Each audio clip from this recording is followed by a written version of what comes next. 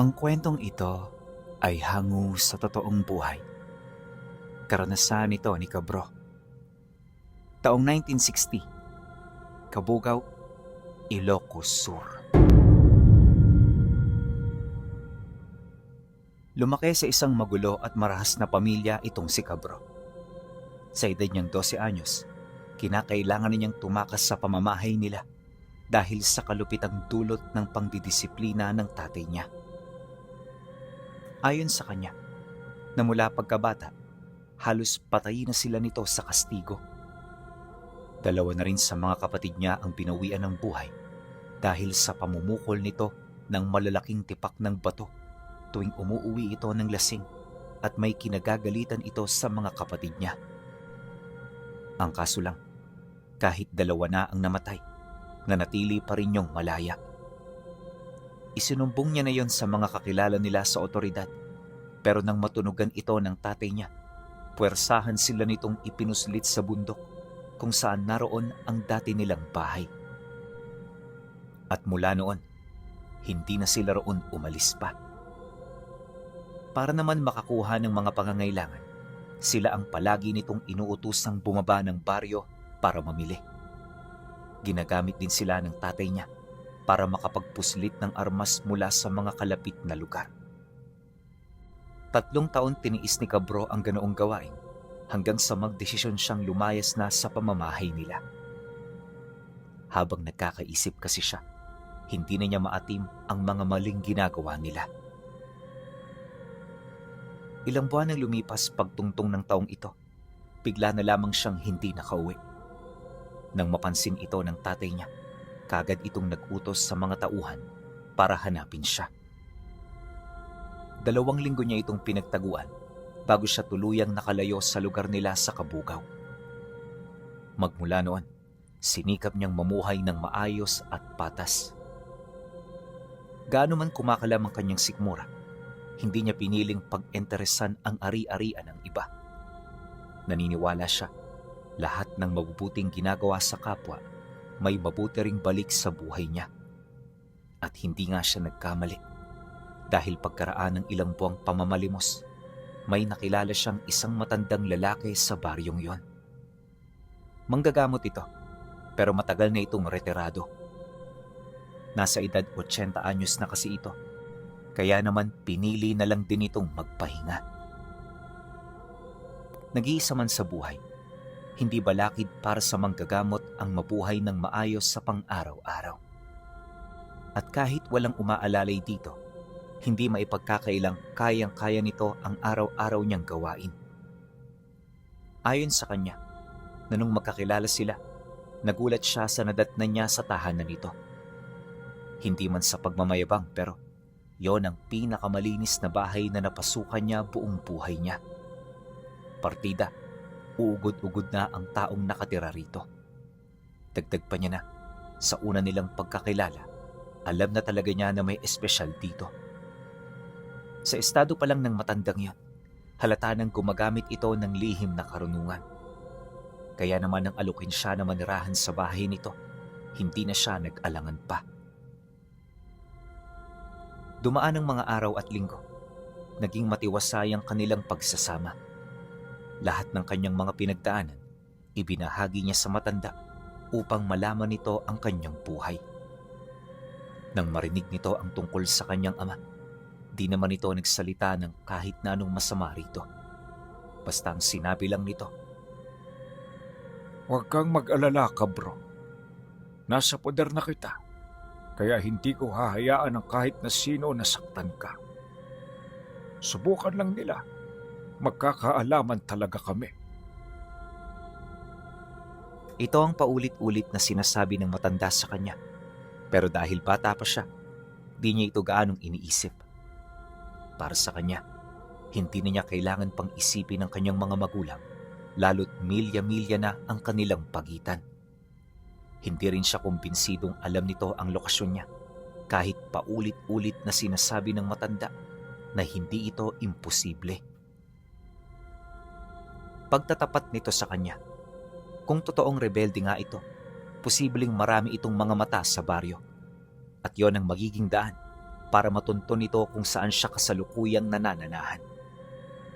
Akala niya, isang hamak na alegasyon lamang ito ng taong nagmagandang loob sa kanya. Pero ilang buwan ang lumipas, hindi nga ito nagkamali. Isang hapon, habang nagtatrabaho sa palengke si Cabro, nakita niya ang isa sa mga tauhan ng tatay niya. Nakamasid ito sa malayo, kasama yung isang tinderong naghahanap buhay sa lugar. Wala siyang ideya sa pinag-uusapan ng mga ito, pero habang yun ay nagsasalita, nakatingin ito sa kanya. Makalipas ang ilang minuto, kaagad naman itong umalis hanggang sa napilitan na rin siyang umuwi kahit wala pa siyang kinikita. Pagdating niya ng bahay, pilit niyang itinago sa matanda ang kanyang mga nalalaman pero di rin niyo nagtagal. Sa kasagsagan kasi ng kanilang paghahapunan, meron itong napansin sa kanya. Isang bagay na bumuo sa nararamdaman nitong pagdududa. Alam kong meron kang itinatagong problema, Cabro. Gusto mo bang pag-usapan natin yan? Matapos nitong magsalita, iniabot nito sa kanya ang natitirang piraso ng inihaw na karne bago siya nito muling titigan at kausapin ng mahinahon. Kaya naman sa puntong yon, wala na rin siyang nagawa kundi ang magsalita. Lolo Totong, nakita ko kanina yung tauhan ng tatay ko eh. Nandito na sila.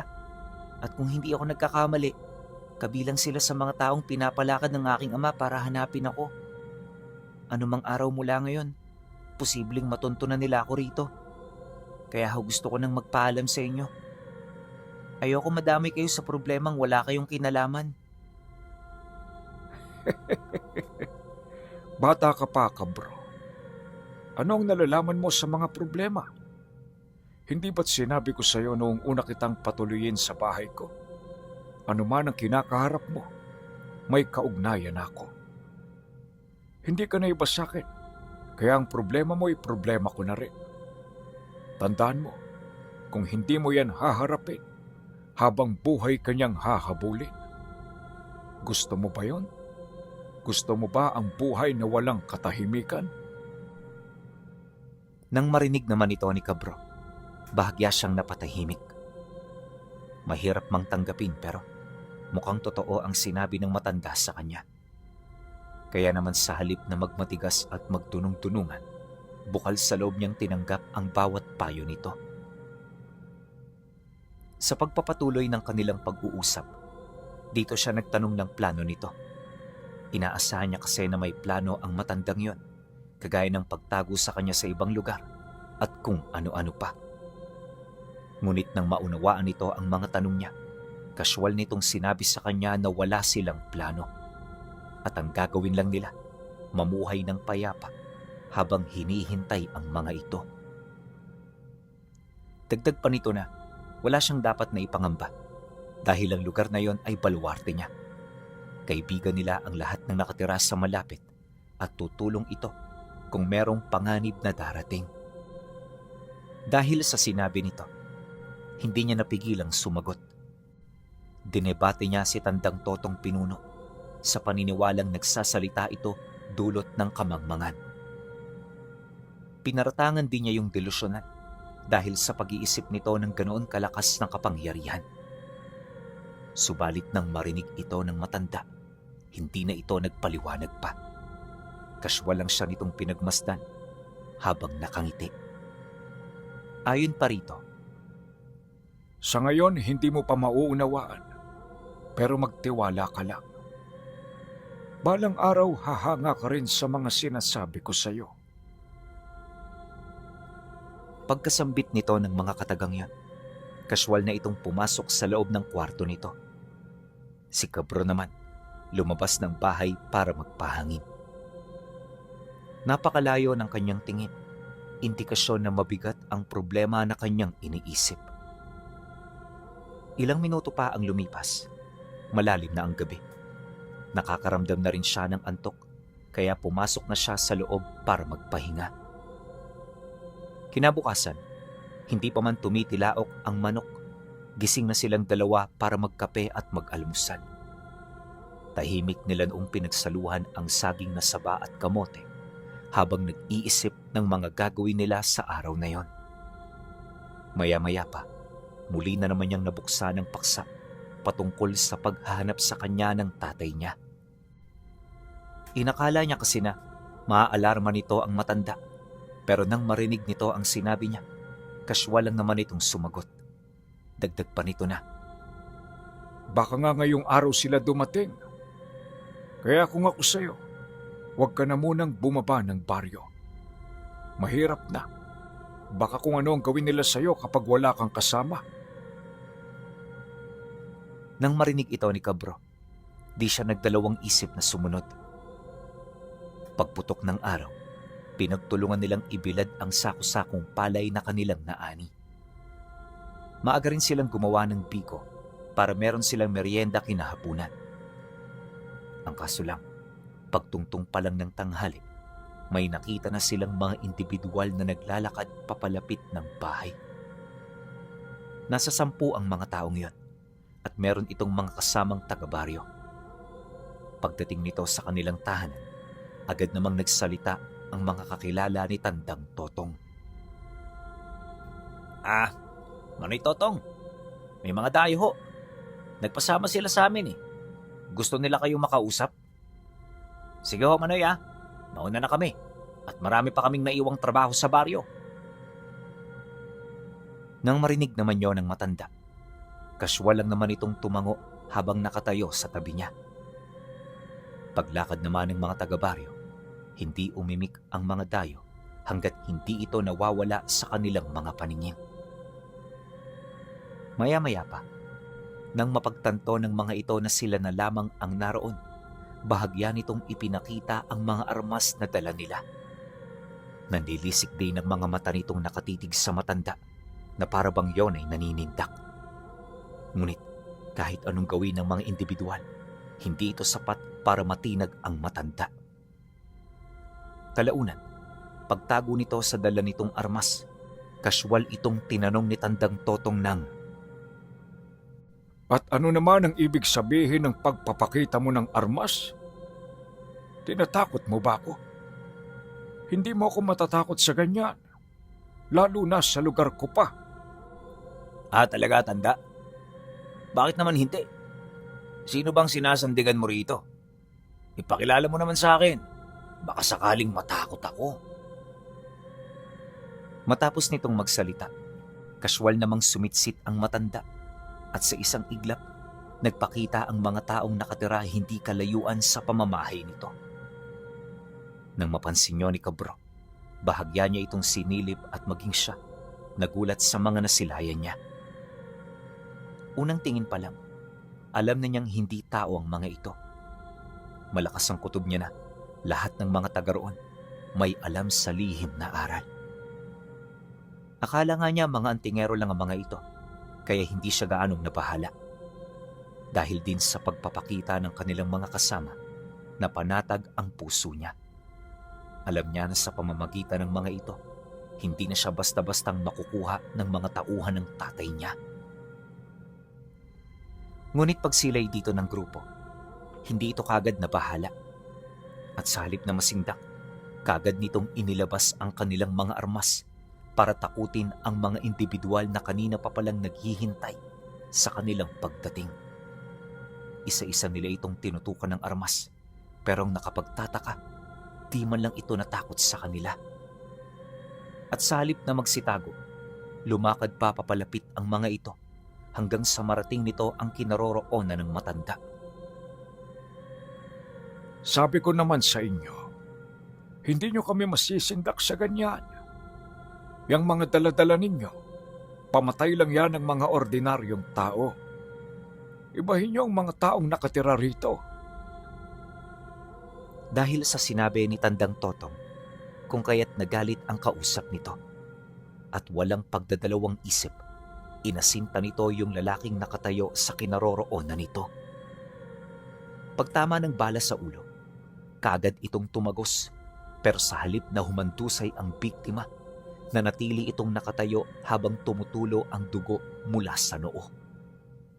Nakapagtataka ring may ulirat pa ito, indikasyon na hindi ito namatay dahil sa baril na yon. Nang masipat naman ito ng dayo, kagad niyang nakita ang pagkagulat at takot sa mukha nito. Yun bang hindi ito halos makapaniwala sa mga pangyayaring kanyang nasaksihan? Maya-maya pa, kusa na lang nawala ang mismong sugat ng lalaking binaril nito. Matapos ang pangyayari, dito na ito lumapit sa grupo hanggang sa bigla na lang itong sumugod. Napakabilis ng taong yun pinuno sa puntong hindi na nakapalagpa yung lalaking umasinta sa kanya. Pagdarag nito sa kanyang biktima, kagad namang umalingaw-ngaw ang putok sa paligid habang pilit na umaatras ang mga dayo. Dala ng takot at pagkabahala, di na nito nagawa pang iligtas ang kanilang kasama. Paglayo naman ng mga ito, naiwan ang lalaking nakausap ni Tandang Totong habang umiiyak. Si Kabro naman noon, tahimik lang ritong nagmamasid, pilit na inuunawa ang mga pangyayari. Ilang minuto pa ang lumipas. Nagsenyas na ang matanda na ilayo na roon ang nahuli nila. Abiso pa nito sa kanyang mga kasama, patayin kaagad ito upang walang makatunog sa mga kalahi nila. Matapos nun, tumangulang naman ng mga ito na parabang ordinaryo sa kanila ang ganoong utos.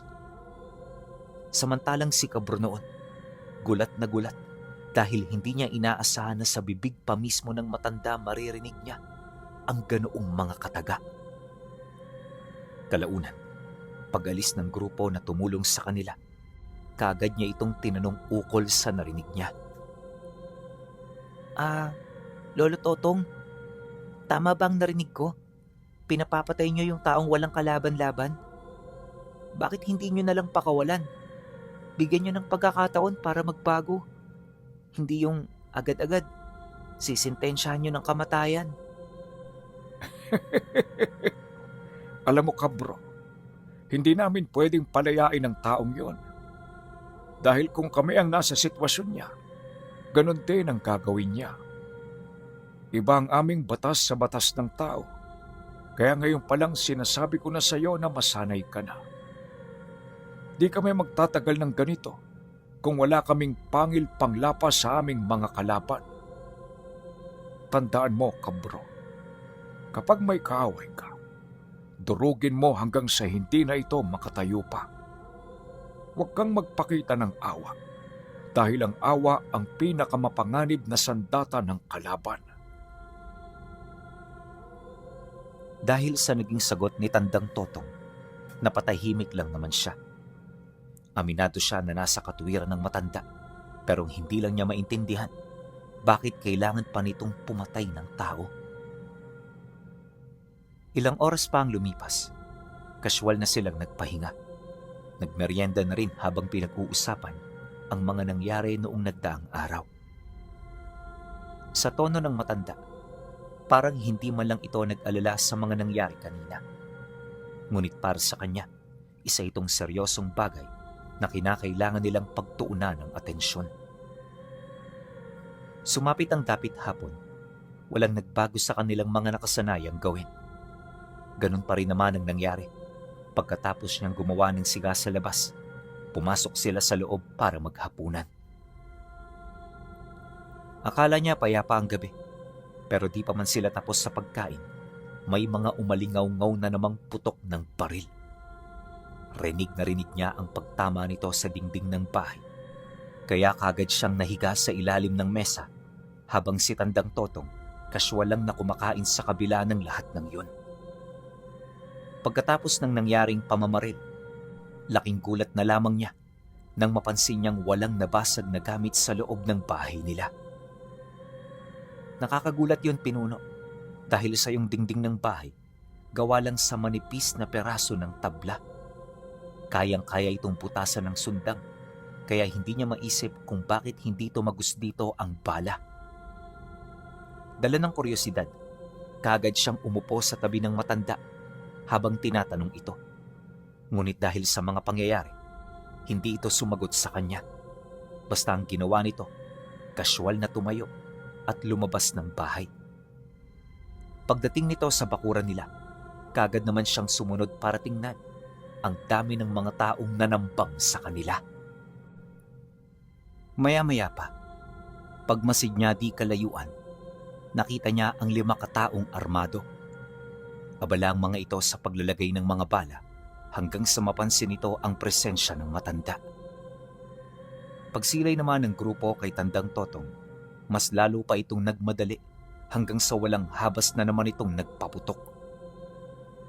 Inakala nila na sa pagkakataong yon madadali na nila ang matanda, pero paglapit ng bala sa kinaroroonan nito, nakita nila kung papaano ito sunugin ni Tandang Totong gamit lamang ang dasal. Lahat din ang tumama sa katawan nito, biglang tumalbog papalayo na parabang tumama ito sa isang matibay na uri ng koma. Matapos naman yung ipamalas ng matanda, dahan-dahan itong inalis ang suot nitong damit habang kinakausap ang mga salarin. Hindi na dapat kayo bumalik pa. Mas lalo nyo lang pinapalala ang sitwasyon. Bakit hindi kayo nadala? Anong nasa isip ninyo? Nang marinig naman yon ng grupo, hindi na ito nagdalawang isip na bumunot ng mga tabak. Pagsigaw ng mga ito, kaagad itong sumugod.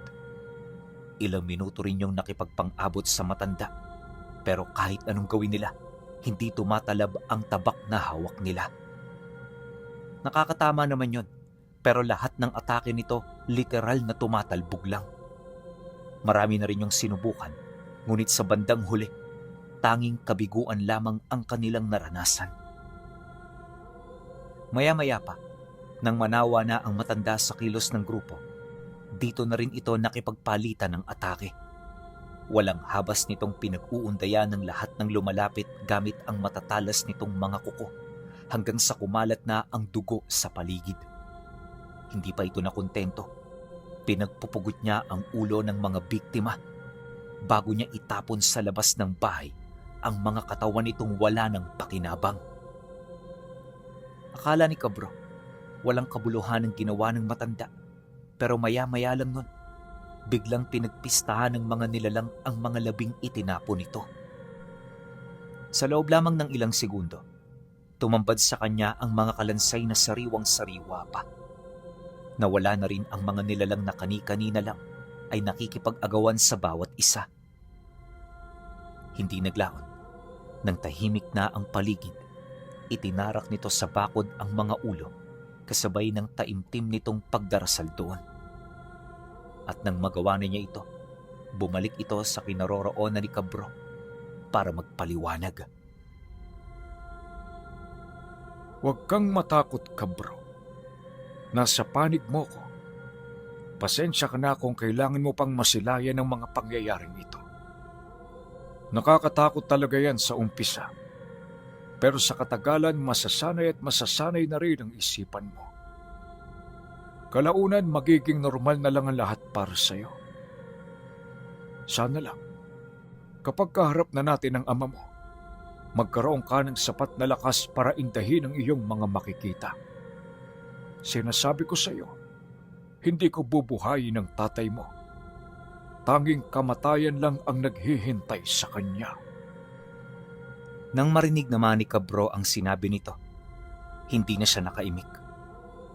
Bagaman galit sa kanyang ama, aminado siya na nalulungkot pa rin siya sa mga bagay na narinig niya. Matapos ng kanilang pag-uusap, kagad siya nitong isinama papaloob. At mula roon, nagkaroon na sila ng mapayapang pahinga. Sa isip-isip niya, doon na magtatapos ang lahat, pero hindi pa pala. Lingid sa kanilang kaalaman na ang kanyang ama ay hindi ang tipo ng tao na basta-basta na lamang sumusuko. At hanggat may magagamit ito, gagawin nito ang lahat malamangan lamang ang kanyang kalaban. Dumaan ang ilang gabi, hindi sila nagkaroon ng payapang pahinga. Hapon-hapon bigla na lamang may dumarating para pagtangkaan ng matanda. At kahit malalim na ang gabi, patuloy pa rin ang pagdating ng mga rebelde. Kaya naman lahat ng mga kaibigan ni Tandang Totong naalarma na. Nakiisa na rin ang mga ito hanggang sa paunti-unti dumalang na ang mga rebeldeng dumadayo. Marahil natunugan na ng mga nakakataas sa kanila na hindi pangkaraniwan ang kalaban nila. Dahil dito, kung kaya't bahagyang bumaba ang tensyon sa magkabilang panig. Ang kaso lang, kahit gano'n na ang nangyari, hindi pa rin nagpapigil ang matanda. Pagkaraan ng 1 linggong pananahimik, tinipon nito ang mga kaibigan niya. At mula sa kanilang lugar, umusad sila patungo sa lugar na minsan niyang naging pangungot. Ayaw na sana niya ritong bumalik, pero kinailangan ni Tandang Totong ang kanyang tulong. Kaya sa halip na tumanggi, wala siyang magagawa kundi ang sumunod. Mahirap itong gawin pero kailangan niyang ibalik ang utang na loob niya sa matanda. Hindi nagtagal. Makalipas ang 2 oras na paglalakad, narating nila ang baryo. Malayong malayo na ito sa dating lugar na kanyang nakagisnan, pero ang memorya at alaala ay nananatili pa ring sariwa. Pagdaan nila roon, kagad nilang tinahak ang daan patungong bundok. Inabot sila ng 20 minuto bago nila nakita ang tahanan ng kanyang mga magulang. Malayo pa lang abot tanaw na nila ang lugar, kaya kitang-kita na nila ang dami ng mga taong naroon. Huli na nang malaman niya na kasalukuyan din palang nagkakatipon ang rebeldeng grupo para salakayin ng bahay ng matanda kinaumagahan. Mabuti na lang talaga napigilan nila ang binabalak ng mga ito.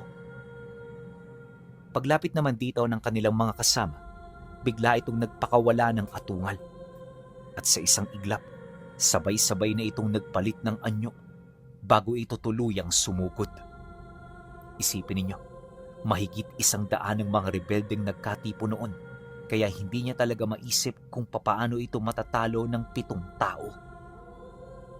Ngunit kahit talo pagdating sa dami, hindi man lang natinag ang mga nilalang nakasama ng matanda. Para itong mga hayop na sumugod hanggang sa magkagulo na sa paligid. At dahil sa hindi natunugan ng mga rebelde ang kanilang pagdating, kung kaya't nasurpresa ang mga ito, hindi na rin yun nakapaghanda hanggang sa tuluyan na sila nitong malapitan. Dehado man sa ganoong kalagayan, hindi umatras ang grupo. At kahit malalakas ang mga nilalang, sinubukan nila itong pigilan hanggang sa ang iilan sa kanila ay nakakuha na ng malalakas na armas. Pagkasa nila nito, kaagad nila itong pinaputukan, ngunit hindi nila yon tinamaan. Gayunpaman kahit masyado itong maliliksi, nagpatuloy ito sa pakikipaglaban hanggang sa maramdaman na nila ang dami ng bilang na nalagas sa kanilang pangkat. Nang mapansin naman ni Tandang Totong ang pangyayaring yon, hindi ito nagdalawang isip na sumugod. Si Kabro naman, na iwang nakatayo sa malayo, pilit na pinagmamasdan ang mga nangyayari. Gusto niya itong pigilan pero anong magagawa niya? Isang hamak lang siya na batang nakikisilong sa ilalim ng poder ng matandang aswang na aksidente niya lang na nakilala. Nakakatakot ang ganoong kalagayan para sa parte niya, pero wala siyang magagawa dahil kagustuhan din ito ng kanyang pamilya. Sa loob ng kalahating oras na pakikipaglaban, walang nagawa ang mga rebelde kundi ang mamatay sa kamay ng mga aswang. Nakahingi pa ng tulong ang iilan sa mga ito, pero napaslang din ng mga nilalang ang mga dumating nitong kasama. Kalaunan, nang malipol na nila ang grupo, dito na nito nakuha ang kanyang ama. Wala itong ginalaw sa pamilya niya, maliban sa tatay niya. Pagharap ng padre de pamilya sa harapan ng matanda, kagad nitong ipinag-utos na dalhin ang bihag sa kanyang tahanan.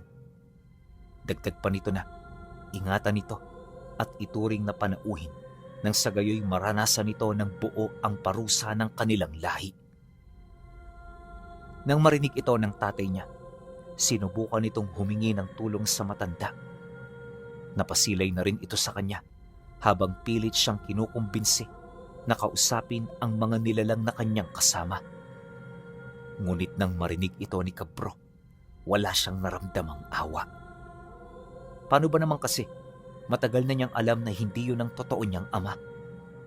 Anak siya sa labas ng kanyang ina. Kaya noon pa man alam na niya kung bakit ganoon ang pagtrato nito sa kanya. Ilang taon niyang kinimkimang hinanakit hanggang sa paunti-unti nasanay na rito ang kanyang damdamin. Ilang minuto pa ang lumipas bago tuluyang umalis ang mga nilalang na nakahuli rito. Nagawa pa nitong lumuhod sa kanyang harapan habang umiiyak. Parang awa mo na, anak. Kausapin mo ang mga to. Sabihin mo sa kanila gusto lang kitang iligtas. Wala akong ibang hangad, kundi ang maibalik ka. Nang marinig naman ito ni Tandang Totong, ito na mismong sumagot sa mga sinabi ng tatay niya. Anong iligtas? Kailanman alam mo sa sarili mo na hindi mo minahal ang anak sa labas ng asawa mo. Gusto mo na nga siyang mawala, hindi ba? Matagal mo nang pinagbabantaan ang buhay niya. Dagdag pa nito na, kaya niya nalaman ng tungkol sa bagay na yon ay dahil sa mga engkantong nagsilabasan pagkatapos ng gulo. Ito ang nagpahayag sa matanda ukol sa mga pangyayaring nasaksihan nila mula nang tumira sila sa bahay na yon. Nang marinig ito ng tatay niya, hindi na ito nakapagsalita pa. Yun bang, parang tinanggap na lang nito ang parusa na nakalaan para sa kanya. Maya-maya pa, sapilitan na itong inalis ng mga nilalang. Ilang araw ang lumipas, gabi-gabing humihiyaw ang kanyang ama.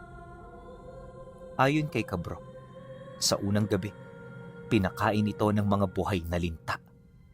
Walang patid din itong nilatigo bago ito ipasok sa hawla na punong-puno ng mga buhay at gutom na mga daga. Ilang araw din itong nagtagal sa hawlang yon hanggang sa mapatay na nito ang mga daga na kasama nito roong nakakulong. Pagkatapos ng pangyayari, pinakain ito ng nabubulok na karne ng tao. At sa loob ng 1 buwan, minaltrato ito hanggang sa namatay ito sa karamdaman. Nang pumanaw na ang tatay niya, ipinaliwanag ni Tandang Totong sa kanya ang tunay niyang tadhana. At ito ay walang iba, kundi ang tagapaghalili nito sa bertud ng gabunan na tangan-tangan nito. Noong una tutol siya sa gusto nitong mangyari, pero sa katagalan, wala na rin siyang nagawa. At magpahanggang sa ngayon, pinagpapasapasahan pa rin sa kanilang pamilya ang bertud ng gabunan ni Tandang Totong.